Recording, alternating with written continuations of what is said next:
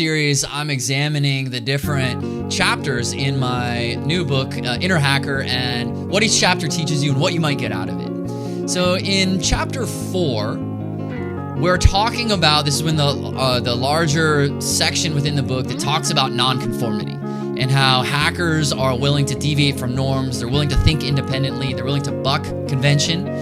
And in so doing, that reveals these new pathways to achieve things. That's how they find these exploitable vulnerabilities in software systems.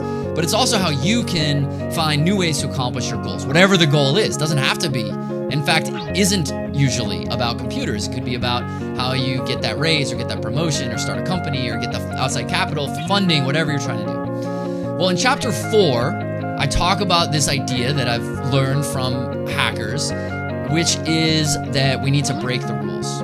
Now, this might be one of my favorite chapters in the whole book because it's one of those things that makes people, I think, feel a little uncomfortable. Like, you've learned your whole life, you got to follow the rules, right? You got to listen to your teacher, sit down, be quiet, obey the speed limit, stay in your lane. Like, our whole life is governed by rules, and rules are good. Rules they serve a really important function. They create structure and safety and security. Without rules, society would just be absolute chaos. So we do need rules, but oftentimes rules have bloat. Oftentimes rules, they make things inefficient. And what we need to do is we need to find the rules that are worth breaking. And there's a whole scheme for how we can figure out which rules are worth breaking, but it basically boils down to figuring out which ones, of course, don't violate important boundaries like ethical boundaries, moral boundaries, safety boundaries, reputational boundaries, things of that nature. Then we need to find rules that, if broken, are actually going to produce some sort of benefit to you. It's not worth breaking a rule and risking the consequences if there's no benefit. We need to find rules that the consequences of breaking that rule are acceptable to you or to others. We need to find rules, of course, that don't violate anyone else if you break them.